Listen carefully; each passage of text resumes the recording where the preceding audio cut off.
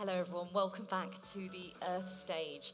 Now it is time to delve into the realm of impact investing with stories of projects with enduring influence that are propelling us towards a brighter, more promising and sustainable tomorrow. Now we do actually have two sessions coming up, two panel talks. On the way in about 40 minutes, we're going to be looking at achieving sustainable returns through purpose-driven investments. But first, it's all about the evolution of impact investing and why should social innovators care. And here to take us through this session, please join me in welcoming on stage the president of Social Nest Found. It is Margarita Albors. Thank you, Louise. Have a great session. Hi, welcome everyone, and thanks for coming for the next hour where we will be talking about investing in a sustainable tomorrow, because we all want to live in a sustainable world, right? A sustainable future and also sustainable present. And we know that if we want to have that better future for all, we need innovation, we need entrepreneurship, we need technology, we need collaboration, and of course we need capital. So it's great that 4 years from now has been for the past years having this type of content with these events where there's so much of this and where capital has this key role, right? And I am passionate about all these topics. In 2010, I founded Social Nest Foundation, and we work with the economic actors such as entrepreneurs, startups, corporations, and also investors, so they can be catalyzed by our foundation and have a positive impact.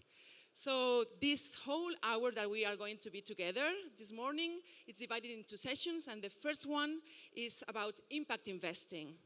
So we know that more and more investors are looking to align their capital with their values. They are looking to get financial returns, but also, and very importantly, they want to contribute to solve the social and environmental challenges that we are facing. So it's a growing tendency, that's for sure. Of course, there are challenges, there are different models, and we will go through this during the session, thanks to 4 different investment firms that are going to show how they do impact investing. Because the sector is evolving, but there are kind of an agreement of 3 principles that impact investors do with their capital. There will be some controversy, I'm sure, in the next table around that. But the 3 principles are: 1 is intentionality. Impact investors intentionally look to create a positive impact and manage that impact. Another one is additionality, is how impact investors with their capital are investing in those areas where others are not doing that. So it's thanks to their investment that positive outcome is happening. And third is measurability, how to measure the impact, how to measure the outcomes, and how to manage that. So to talk about all of this, we have these 4 top-tier investment firms that I'm going to introduce you now, and great speakers. And to start with, I'm going to introduce you to Nuno Brito. He is the founder and CEO of GoParity, which is an impact platform and app that makes easy for us to invest, be impact investors. Rita Branco, which is the impact partner at 3XP Global, which is an asset management firm investing in people, planet, and prosperity. Hi. Rui Bento, venture partner at Maze Impact, which is a basic firm investing in early-stage European impact startups. And Natalie Wallace, Chief Sustainability Officer at Edmond de Rothschild, an asset manager and private banking firm doing ESG and impact investing. So welcome, everyone. Thank you. And to start with, we're going to start with a short quiz. It's kind of a challenge for them. They just can reply with a true or false answer. And let's see how aligned or disaligned we are in this table around these statements. So the first one is, all the investments should be impact investments. Nuno. True. False. I don't think it's a true or false question, so I'll abstain. False. Okay, so we start well with the controversy. Impact investments that achieve additionality are guaranteed to generate lower financial returns compared to traditional investments. Absolutely false. Agree. Absolutely false. False. False. Okay, that one. Impact washing is a huge problem in the sector. True. Yeah. I don't think it's a true or false as well. I'll give you more onto that. I will take false. False, okay. Yes, half and half. We need more transparency, yes. And regulation is key to impact washing. I tend to agree. I totally agree. I think it's key, but not the key. So there you have it. I disagree. No regulation. Okay, so it's good. So I think the panel is going to be great. So if you want to justify, clarify any of the answers during the rest of the panel, please feel free to do so. So let's start. I was telling before that intentionality is key, right? It's like impact investors invest with impact because they really want to make a difference and contribute positively to the societal challenges. So how is that intentionality in your funds? I mean, why do your funds or entities exist? And why investors decide to invest in you instead of other traditional investors? I'm going to just throw the question and whoever wants to answer first, and then the rest can jump in. Rui. I can take that. So look, I think at Maze, we're a bit on a mission to prove that impact is the greatest economic opportunity of our time. And so we come from a place where we believe in two things, and this is what we tell LPs, and this is why LPs, I think, will trust in us. And the two things are, one, we believe that founders are at their best whenever they are fully driven to solve a problem, have the right skill set, have the right team around them, and have the right resources. So this is super important for us, and we tend and want to find these founders. And I guess the second one is we only invest in opportunities where there is a lockstep model between revenue generation and financial growth and impact. So in other words, this means that we only pick and invest in companies where the driver for growth, for revenue, for financial returns is the same driver as for impact. In that way, you put your founders in a position where when they're solving for growth, they're solving for impact, and there's no conflict, there's no need to choose between one and the other. And so we cater to LPs that are looking to get financial returns. We cater to LPs that don't want to compromise on those financial returns, but that also want something more and beyond that, which is making sure that the money that they're allocating to these investments has a purpose that is bigger than just financial returns and is able to generate positive social and environmental impacts. Just let me add, we are also managing, I'm on an impact firm managing an Iberian impact fund. And just adding, I totally agree with what Rui said. But we are now facing a global crisis, as we all know. Lots of social and environmental problems. And even, I'm not an optimistic person in terms of thinking that we totally care for each other and we are not saints. But even I think we are living a more self-centered, egocentric lives nowadays. But even believing in this, every person is seeing, and the public agenda, the investors, they're all seeing that they don't live in a bubble. We don't live in a bubble. And so it will get to us, even those problems happening far away from us, it will get to us, it will reach us.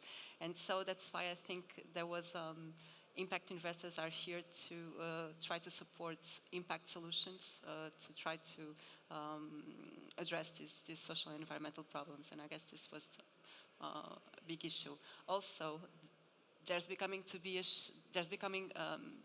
we're seeing a shift from philanthropy to impact investing. I totally believe in philanthropy, and I think it has its role, and it will have its role. But there are some organizations, companies that just need to be professionalized. And impact funds support these impact companies, not only financially, but non-financially.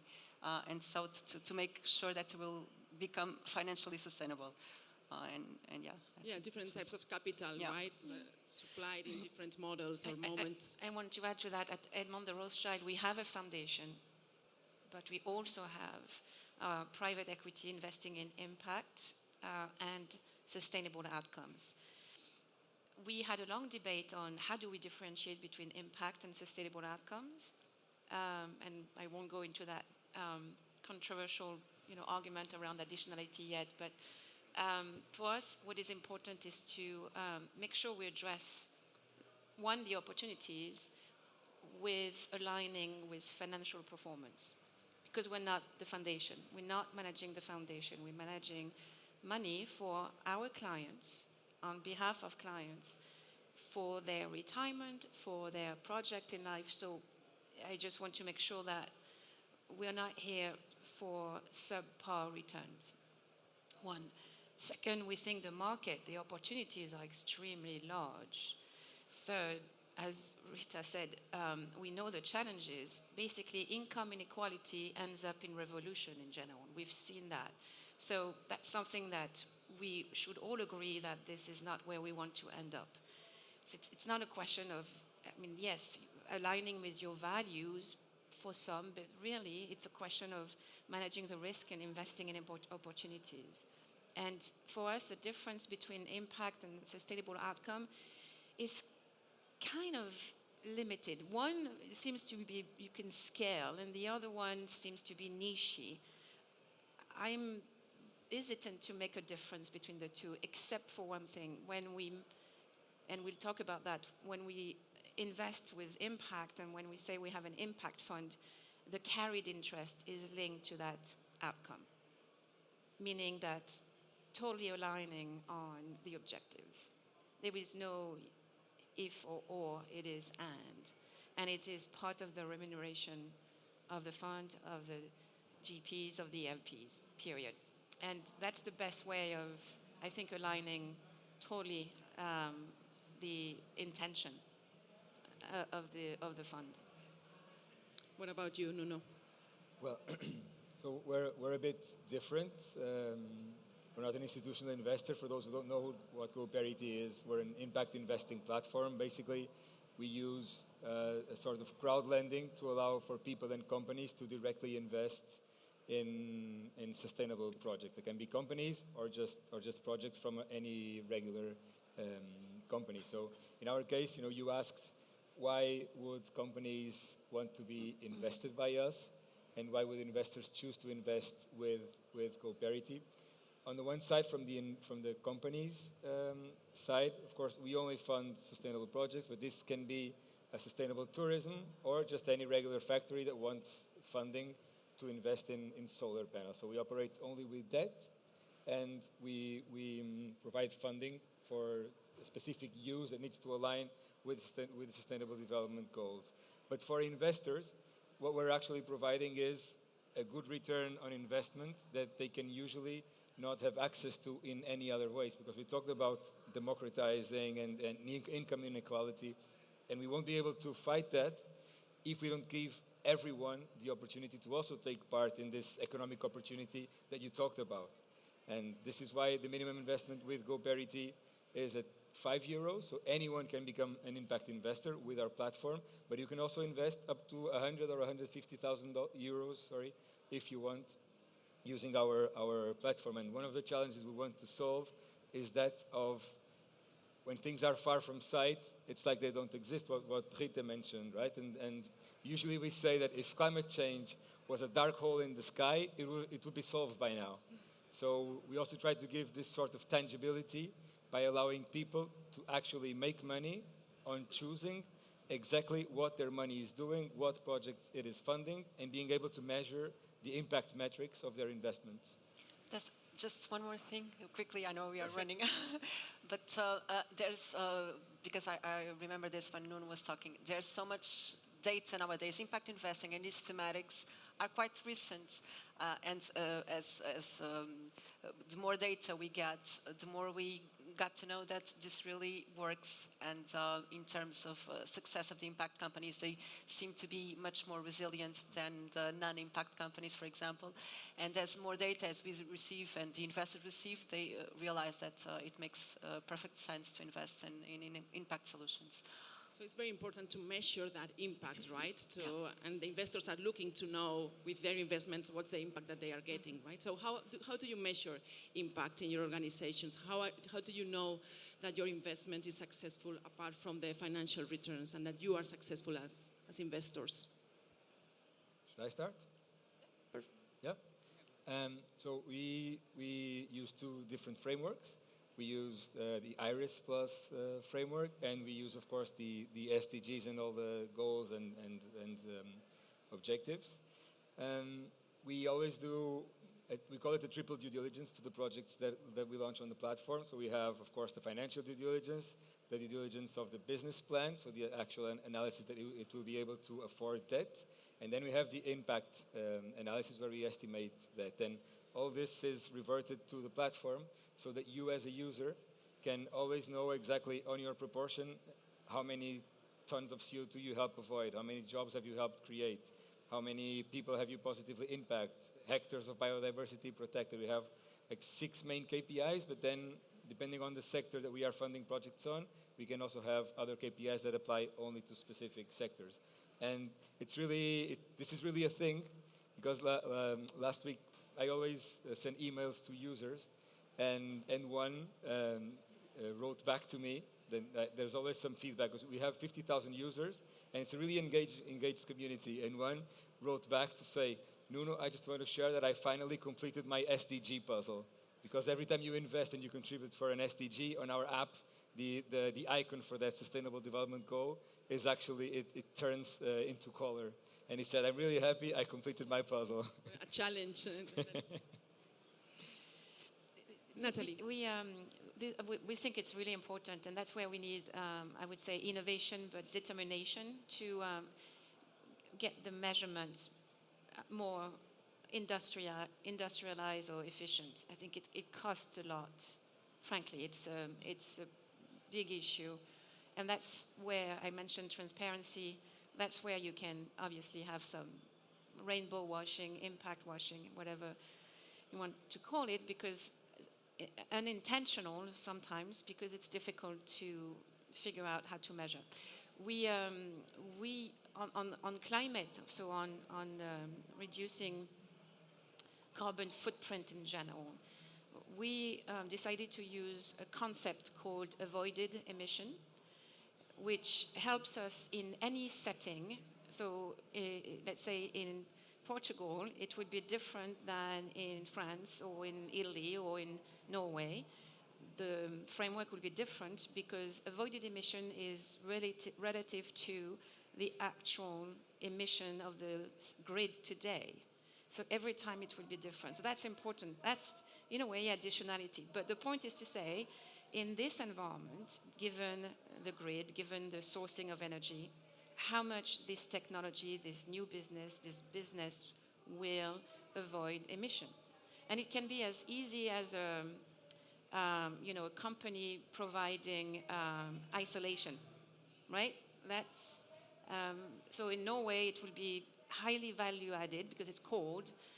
In Barcelona too, in the summer, because it's very hot.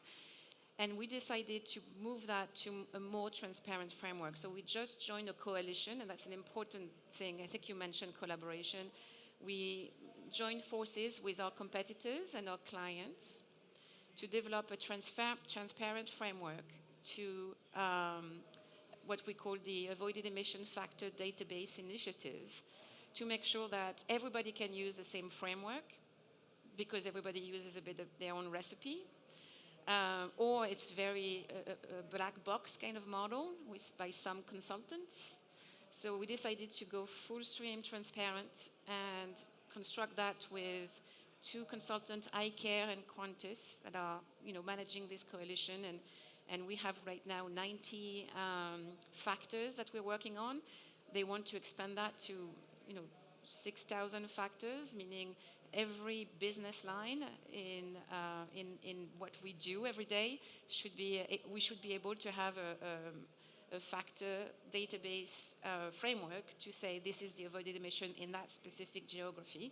It's a massive undertaking. We're very proud of being part of that because we want to contribute to the development of real-world measurement and not, just again bring transparency. So that's the challenge. We need to. And I mentioned I was against regulation because in this case, I think we should have regulation. They're not there. They are somewhere else, but not here. So we need to take our own challenges in our hand and find solution ourselves. So that's really important for us: transparency, standardization, industrialization, as well as opening that database to the marketplace, so that we can all say, when we say avoided emission in this, everybody has the same framework. Yeah, it can be comparable and comparable. Yeah. Rui? Yeah, just building on that, I think being able to build that transparency, being able to put all the investments that we make up to a high standard and to a strong scrutiny is absolutely important to build the credibility that we need to build for impact investment. And we at Maze, we're generalists, we're impact generalists, which means that the impact case of each investment that we make is very specific to that investment. It can be, greenhouse gas emissions that are saved. It can be plastic that is not utilized. It can be job creation for vulnerable populations. It can be cases of cancer that are anticipated and detected before the onset of the disease. It can be a number of things. And so basically what we do is whenever we make an investment, we also agree and establish with the founders of that venture what are the impact goals and what are the specific metrics. And it's a very interesting case of balancing those metrics, because on the one hand, we want them to be ambitious. We're in this to make an impact, therefore we want to be ambitious about that impact, and LPs expect us to be ambitious because they want their money to result in an impact. But on the other hand, we need them to be attainable for practical reasons that, carry is only paid once you achieve certain impact goals, but also because for these metrics to be relevant and not be disregarded by founders, they need to be attainable. Otherwise, they forget about them. They stop being relevant, and we want them to be top of mind all the time. I'll give you just a brief example. I know we don't have a ton of time, but we recently invested in a company called Orbital Materials, based out of the UK. And what they do is they use generative artificial intelligence to build new materials that can be used in wide applications such as new battery technologies or fossil-free or carbon-free fuels for aviation.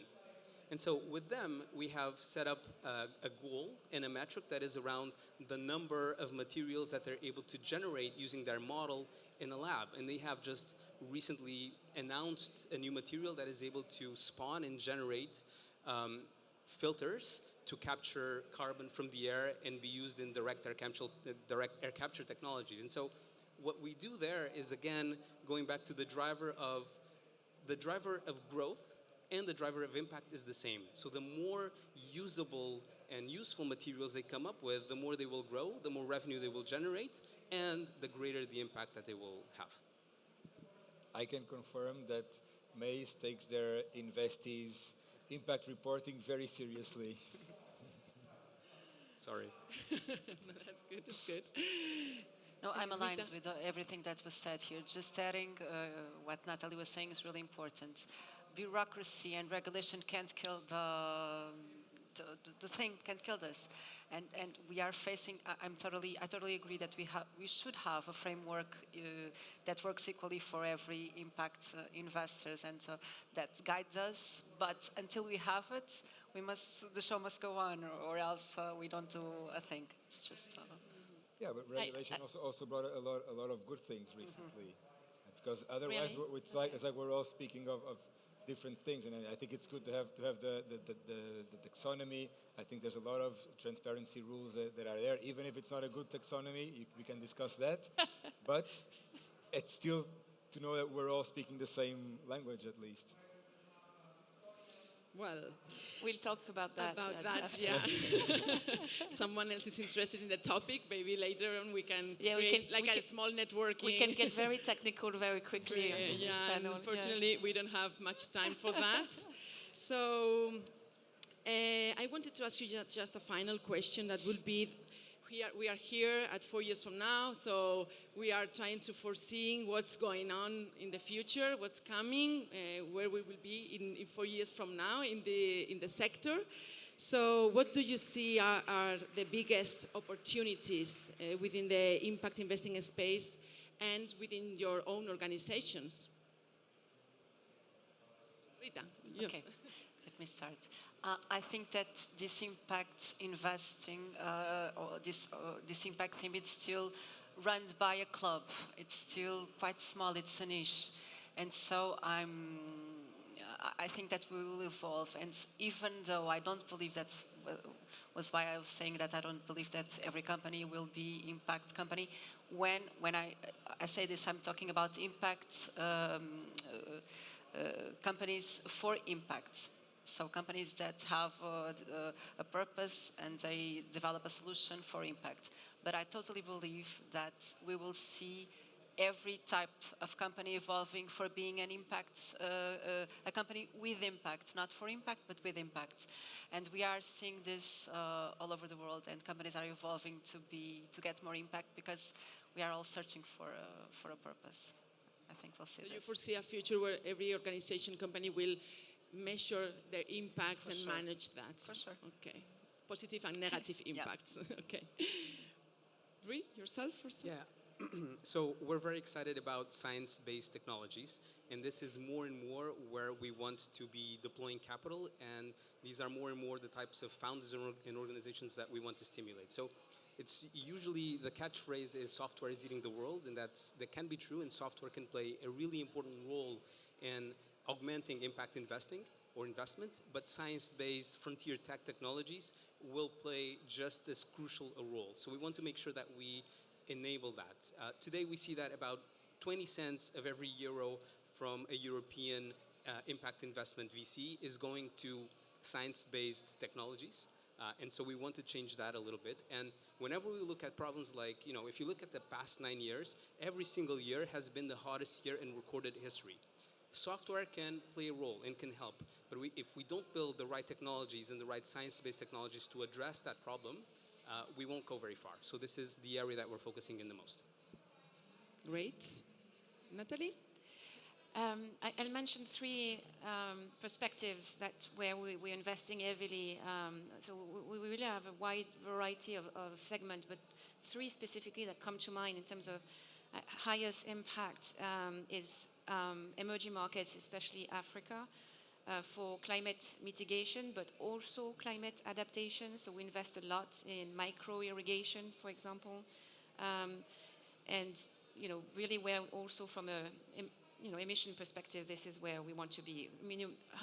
Helping this population to leapfrog, basically, right, and go to the cheapest technology that is not fossil fuel based. Fossil fuel is not a technology, and everything else in renewable energy is technology. So the cost of deployments are much lower. So that's one. Second, I really strongly believe in there's a big trend going on called deglobalization or reshoring or circular economy. All of this put together, what we invest in specifically is capture of methane and produce heat and electricity, right? So in the northern region of France, in Belgium, that's something we do heavily. And lastly is how do we help cities, which are the biggest emitters and where there's high level of income inequality building with the gentrification of city centers. How do we help that? How do we regenerate the social fabric of cities? So we invest in the regeneration of abandoned sites for social purposes, and we also help with lowering the heating cost of cities. We did that in Stockholm, for example, with again this short circuit of production of energy and reuse of anything we can get our hands on that is not fossil fuel related. So that's the three axes, I would say, that we are very much focused on. Yes, first of all, I would say that we are already a bit too late for some of the challenges that we face, and I think we also need to be honest on this. So we as humanity have failed in many different aspects already. We have crossed boundaries. So I think key sectors that will be very important in the future will be areas, of course, adaptation will be one, definitely. I think regeneration is also a huge opportunity right now, and not an opportunity, it's a need, because in the end, it's about survival already. I would also like to think that we will all be doing less in the future, not just doing more things that are sustainable, also doing the same things we do in a more sustainable way, but also be able to actually do less as a society.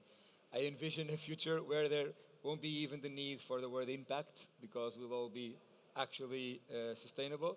And in terms of trends for the sector, what I see, and I think is going to become bigger and bigger, is the concept of venture philanthropy in the near future. Well, thank you so much. Very different perspectives. We ran out of time, so thank you, Natalie, Rui, Rita, and Nuno. And thank you so much. And well, we are big round of applause for them. Yeah, thank you. And now we continue with these sessions about investing in a sustainable tomorrow. And now we are going to have a very interesting fireside chat about maximizing impact, achieving sustainable returns through purpose-driven investments. And for that, we have my dear Delia Silverstein moderating the fireside chat. She is the manager at Study Social Impact Lab. Delia, the floor is yours.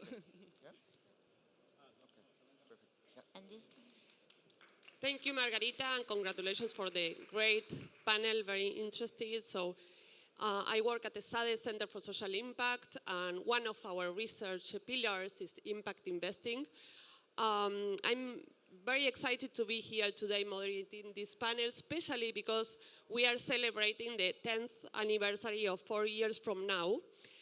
And 10 years ago, as you might remember in this social impact field, we were not speaking at the panel on this kind of events, no? That were more for entrepreneurs, from investors, but not related to social impact. So today we are at this panel to discuss about impact investing, especially in this fire chat about inspiring stories, because there are many stories behind, many experiences, many investors that changed to be from traditional or from corporate investors to impact investors. So here today we have Katrien Buys, Head of Strategy, Innovation and Sustainability at Grupo Ageas Portugal, Andy Lurling, founding partner of Lumo Labs.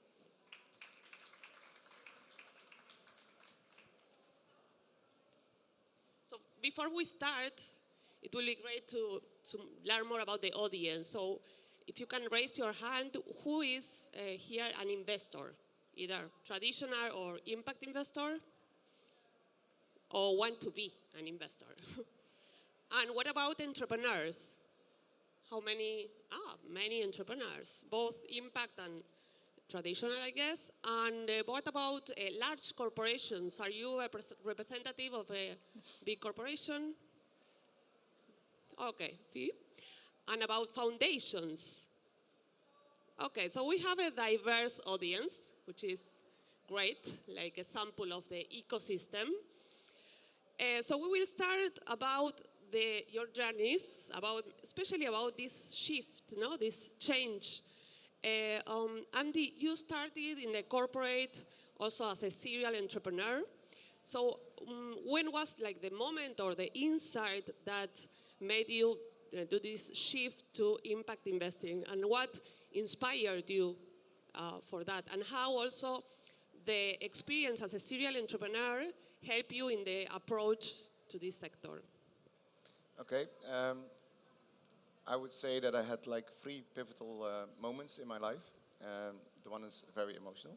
I became a father, and I don't know who is a parent here, but if you exactly. A lot of questions to the public today. But if you become a parent, then you have a different view on the world. And for me, it was like, okay, we have to survive longer than 1 generation. So that was one. The second pivotal moment is that I was asked in a think tank in California about the paradigm shift of the new technologies. We are talking about 2015, 2016, and we were talking there about AI and the spatial web. And because of that group, I was brought in contact with Nexus, which is an association set up by the millennials of the 1% in America. Think about the Rockefellers and the Redstones and the Oppenheimers. And they made very clear, okay, we have all this money, but what should we do with that money when there's no planet anymore to live on? And then at the annual meeting, which is held in the United Nations building, I got in contact with the SDG inventors of the United Nations Sustainable Development Goals. And then I brought it together. Okay, my son, survive, technology, accelerate, and Sustainable Development Goals, save the planet and humankind, and all the animals and the trees, because otherwise there's no humankind. So combining the three was for me the pivotal moment that I said, okay, we have to use technology to accelerate to get to the SDGs and fulfill that, to make sure that we have a livable planet and that we have also a society which works. So those three. Excellent. How about you, Katrien? How was, because you were working on analysis and insurance, and then you shifted to sustainability initiatives. So how was that change, and what inspired you to shift, to change to work in impact investing? Yeah, thank you for your question, because we might talk here a lot about money and a lot about technology. I think sometimes we forget to talk about people and what we are supposed to be rather than to do. So when I'm recruiting new people for my team, and I have both a corporate role as a role in a foundation, I always come with a picture like, how good an artist are you, and how big are your ears? Are you good in dancing? And can you be the magicians to bring me a white rabbit? And why am I saying this? Like, I'm working in the strategy innovation department, and the beauty is that we can draw on a white page. So I need artists. I don't need people that can color. I need people that can draw and can draw new things. But to come up with these new things, you need to have big ears. So big ears, because it's about deep listening. And I think when we talk impact investment, are we really understanding the problem? Are we really seeing the needs? And we talked about impact washing and so forth. So how big are your ears here? The white rabbit surprised me, because probably in 10 years I will be wrong on my opinion. So if I don't have people that surprise me, if we don't come with new solutions, if we don't do the social innovation, we get stuck in how we deal with money in this case. So how can we build new solutions? Yes, it will be a challenge in the transformation, but otherwise we're not going to solve anything if we don't find new solutions. And do you love to dance? Because it's all about dancing together, meeting new people, and meeting new people that have done it before. Like in Grupo Ageas Portugal, we're far from what we can do as impact investment, but we try to learn from the best and with the best.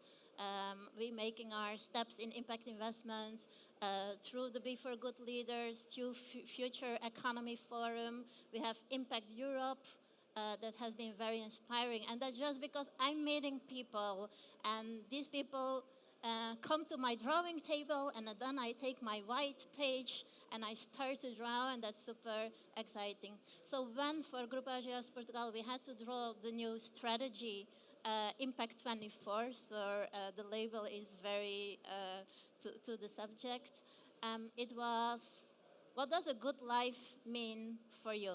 Like, I'm Katrien, I'm a family, I have 2 kids. What's a good life for me? And if I translate that, what is it to be a good business? And then, what is it to be a good society? And I'm intentionally using the word good and not perfect. Like, let's not go for perfection, but what is good enough? And so when we are facing this context of climate change, and we came out of the pandemic, and you see all the growing inequalities, like, who do we want to be as a business? And that was the moment that we brought in performance. We still are a for-profit, but also how can we do that in a human way? And that's through these people that I was meeting, I was able to build such a strategy, and I was able to understand impact investment and the spectrum of the impact investment, starting with an idea, trying to grow, trying to scale, and then trying to go for equity. And as an insurance company, with a foundation, we can play on all these things. I have an innovation team with a great innovation team. Okay, how can we serve the people to develop their ideas? And then we're in insurance. We're sitting on a lot of money. So how can we direct, as a business that wants to do good, our investments to more impact? And then you have the gap in between, which is very hard. So yeah, early stage, maybe a lot of startups still get their money, but then if they're going to scale, there is this huge gap, and that's where we chose with our foundation to be. So yeah, very exciting. Growing from a university student in mathematics to an artist with big ears that loves to dance. Thank you, Katrien. Andy, what is Lumo Labs? And if you can give examples of problems that you are trying to tackle through the startups that you are investing, accelerating. By the way, I need to tell you that congratulations for WISP, because it's a... He's here, I see him sitting, so stand up. So they WISP, won a big award. I don't know your name, but WISP, I'm very proud of you as well, because it's an assistive technology that gives voice to the ones that cannot speak and communicate. My father had ALS, and it can have a big, huge impact, not only for patients, but also for the families. So congratulations. So what is Lumo Labs? Well, you stole my ID now. No. We are an investment fund, and when we started, we said we don't want to be a non-impact fund, and we don't want to be a social impact fund. We want to be an impact-driven fund. Yeah, so we believe that in order to create impact, you also have to be financially sustainable. Otherwise, the impact falls away, because you have to survive as a company. Our focus is on an immediate improvement of health and well-being and quality of life of individuals, and on a mid and long-term relief on the ever-increasing restraint of the public health care, social welfare, and the planet. And that's why we chose for investing in emerging technologies with a software focus, to use those technologies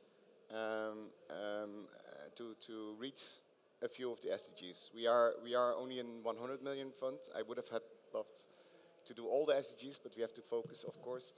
And for us, that's health and well-being, quality education, and sustainable city and climate action. And for us, climate action is focused on climate tech in and for the urbanized environment. So we invest pre-seed and seed tickets, where we immediately embed diversity, equity, and inclusion into the strategy of the teams, but also impact. So we created a program based on the theory of change, which is quite well known nowadays, where we, together with the startups, before we invest, ask for an impact statement. And we set key value indicators. Everybody calls it key performance indicators, and I'm telling everybody it's not about the performance, it's about the value add. That's why we say it's key value indicators. And along the journey, together with the startups we invest in, we measure the key value indicators throughout the line, so that it was also referred to in the previous talk. that you can also measure the management, the impact over time. So we invest pre-seed, seed, and we follow on in Series A. We have a coaching program set up based on our experience as entrepreneur, and in the meantime optimized by our experience as investors, where we help our startups. And you can ask Joris, of course, if it's okay, if it's working. But based on 4 pillars: excellent leadership, product market fit, storytelling, and follow-on investment. Storytelling, why? Because we invest typically in engineers, and then they say, hey, the product's ready, now it's going to sell. Well, that's not how it's working. And now you also have the war on talent. Yeah, so you get so many good quality people, and then they start to work for a bank or for an insurance company, which is totally okay, but startups cannot afford to pay those salaries. So you have to have a good story to tell the purpose of your company, and that people are attracted to the purpose and that they want to work with that purpose. Yeah. So we invest. We have the coaching program, and we try to be very good, active ecosystem partners to share the word, but also to learn, to have big ears. I don't have too big ears, but I listen well. And improve all the time and connect, because we cannot do it alone. You cannot do it alone. We have to do it all together here. So speaking about togetherness and collaboration, if you can please, Katrien, tell us about the partnership of Foundation Ageas and Maze, and also about the program Maze X. Yes. So we're also with the corporate. I will not repeat myself too long, but we are LPs on the impact fund of Maze, and we're also helping on the Maze X, just because let's learn from the best. And these are the small steps in an insurance company, which in Portugal is still the typical financial sector as you might imagine them, with the gray or the dark blue suits, and we need to make that shift that we talked about. So learning with the best, knowing how to make the first step in impact investment, bringing it in something meaningful but very practical. Like we have invested through Maze in a wonderful startup about period products.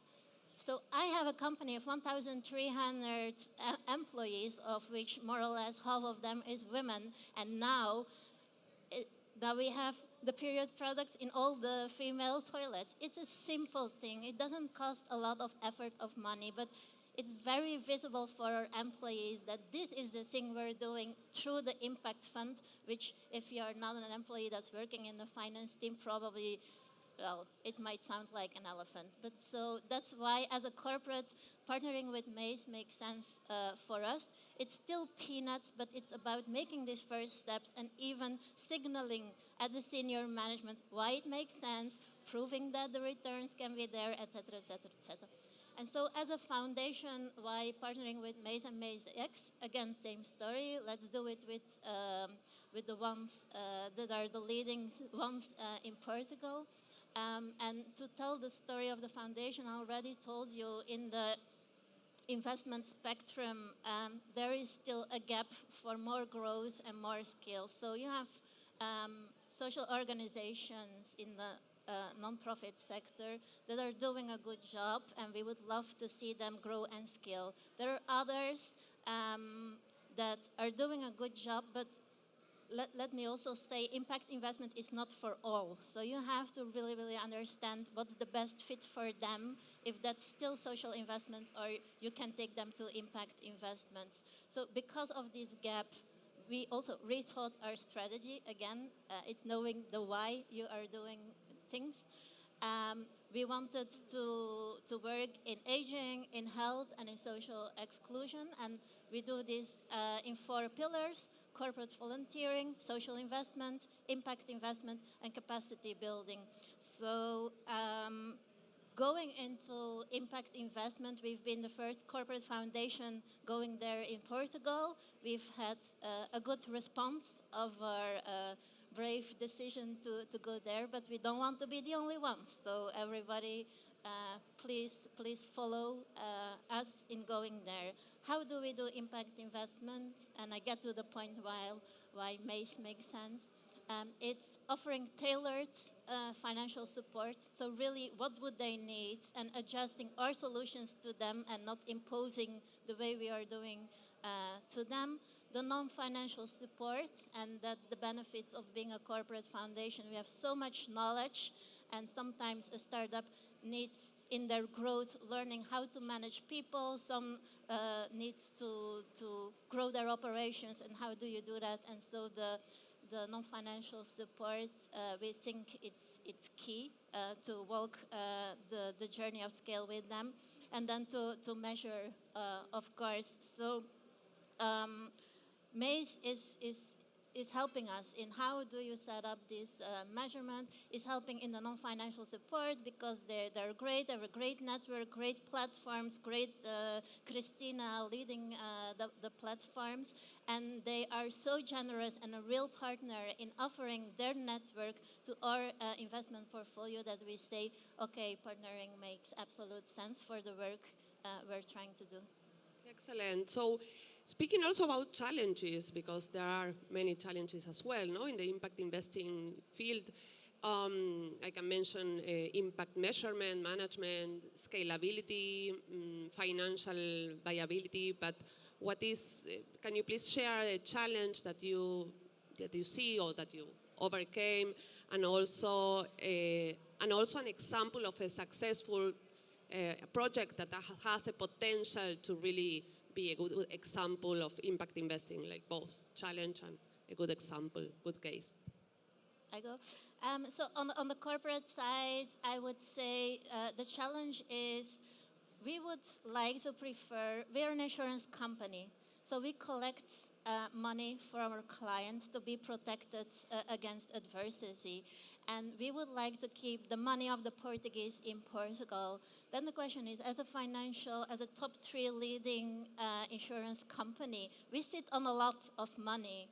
So going to impact investment for a couple of 100,000 is very meaningful for some projects, but for us, it's a lot of management time and hardly to be justified. So we need big projects, and sometimes it's having that offer on big projects that's a challenge for us. Nevertheless, we're stepping into social housing. We want to bring the investment in education that we have proven in Belgium with the schools of tomorrow to Portugal. And then the challenge is this public-private partnership, like showing that as a corporate we really want to go for impact as well, and getting the public sector convinced that a partnership makes sense.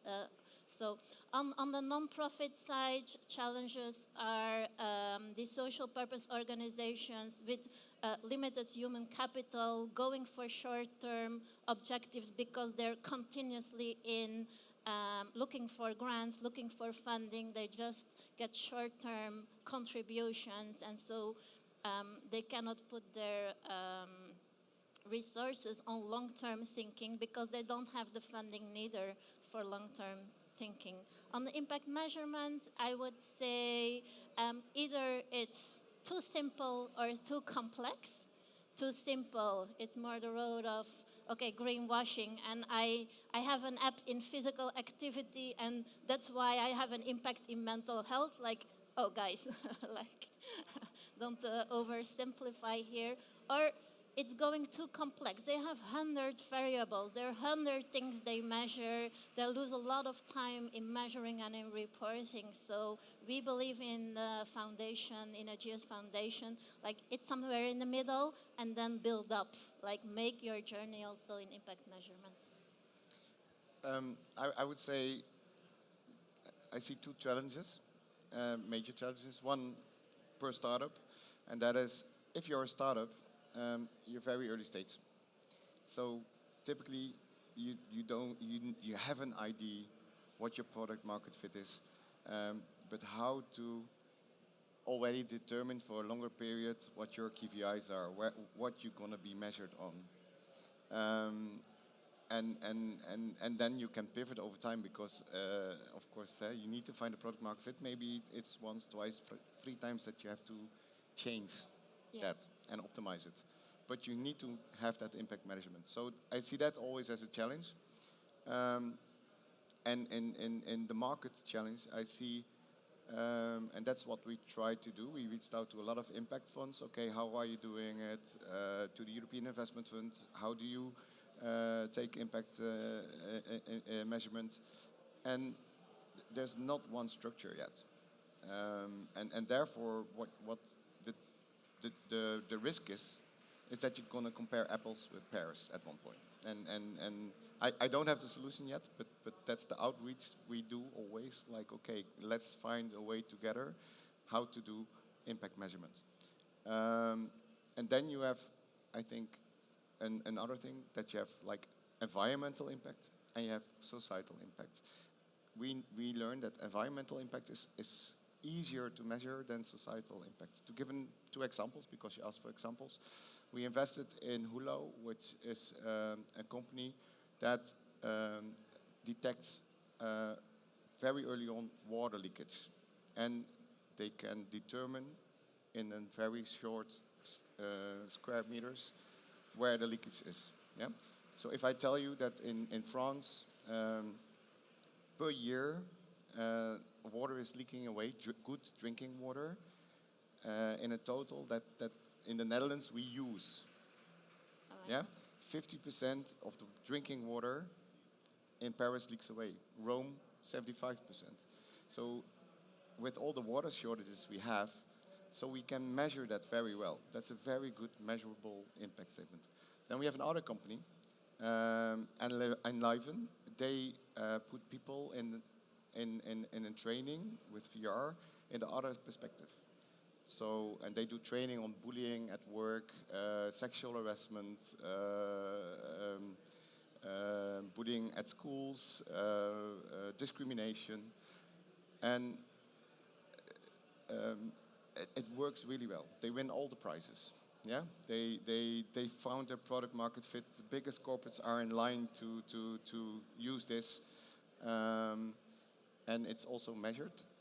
Though to put some great impact measurements on that is way harder. Yeah, so we have some challenges there to make sure that apples are compared with apples. Excellent, very interesting. Thank you for the examples and the challenges. Andy, why to invest in projects that are aligned with SDGs? And also about your decisions, I wanted to learn more. I'm curious to know how you decide how to decide to invest in a trend that you feel that is meaningful, as opposed to a hype that is maybe quick with profits. Yeah. Well, we always look at the long term, and we always say although we are investing in the new technologies, we invest in trends. We don't invest in hypes. And how can you bring them together? Hype is typically focused on short term and short term profits.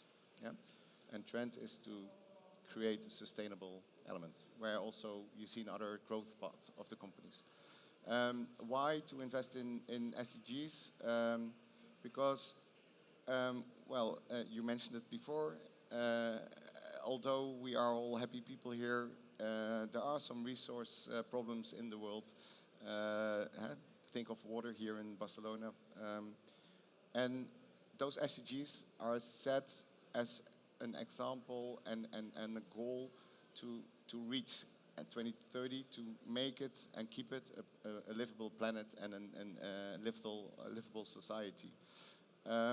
Why we use technology? Because World Health Organization and United Nations reports just say we need those emerging technologies to reach at least 70% of the targets we set as United Nations by 2030. And we are currently only at 15% of those targets set. And if you look then, and I would really recommend that, look at the Potsdamer Institute, and they do a very good reporting on the natural resources. And then you see how serious it is. I'm also an optimist. I think we can do it. If we can work together, we put our energy and purpose in it, then I really believe that we can make it. But we have to act now. Yeah, but you say something really interesting, like put our purpose in it. And we often hear, what's the purpose of an organization? What's your personal purpose? Here on the topic we're discussing, what's the purpose of capital? Like, what's the purpose of your capital? Like, what do you want to pay for, or what do you want to getting paid for? Like, if you park your car in a place you cannot park, are you willing to pay the ticket? If your kid is going to a private school, do you want to pay for it? And do you want to pay for the marks, even if the marks are not the ones you were expecting? Do you want to pay for your bride? Do you want to pay for somebody to take your place in jail? Like, what are you willing to pay for? Are you willing to get paid if you put this sandwich board and walk the street and the company will pay you for that? Are you willing to pay to get a tattoo of the same company on your arm? Like, what are you willing to pay for, and what are you willing to getting paid for, or not? Or not. And I think this is a personal reflection not a lot of people are making, not a lot of businesses are making. We have great examples of the ones that are really, really conscious, investing their capital for impact. But I think, what's the purpose of capital, and what's the purpose of your money in your pocket? Do you have the €5 for Go Parity, yes or no? Like, that's where it starts, the little steps. And what will be the opportunity cost if you are not on board in impact investing, especially in the future, right? So, last question, and briefly, because someone is... so we at the SADE are trying to develop students for the impact economy. And I'm very interested for your guidance for the audience on what is like the piece of advice that you will give to either people that are already in the field working as an investor or impact entrepreneur, or would like to become and to pursue a career in impact investing. What is your recommendation, your advice? Well, my advice would be this reflection. Like, when you get your first job, and you have to discuss your reward package, like, what's the purpose of capital for what you're discussing? If you get the job, are you challenging your company on how they're using their capital? Whatever project you're doing, whatever task you're performing, how is capital deployed in the company you choose working for? Andy? Yeah, I would say it's similar. Reflecting on myself, I started at PricewaterhouseCoopers as a consultant. Very good to do for a few years, seeing the corporate world. And I had a great job. I liked my job. And then I started a company, and I had passion. It was really a passionate job. And then I started to become an impact-driven investor, and I saw purpose. So it's really an elevation and enlightening. That's why also Lumo is called in Esperanto enlightening. And I see it now again. I don't know, I see there Jorge, a colleague, he just started for us please stand up if you like. He started as being venture partner in Spain, because we're going to allocate 10 to 15 million of funds now in pre-seed and seed startups in Spain. And it's his first week with me. And I've seen him also like twinkling in his eyes, and he sees now the passion and also the purpose and the feedback that he gets from people talking about impact. Tell me if I'm wrong or right. He gives a thumbs up. So I think passion, purpose. Passion, purpose, I will add collaboration, right? Because Yeah. it's also part of the partnership that you are working on, collaboration with the different sectors of the ecosystem. It's very important. And we need to wrap up. So thank you very much, both of you. Thank you, everyone, for coming. I hope you enjoyed the panel. Thank you.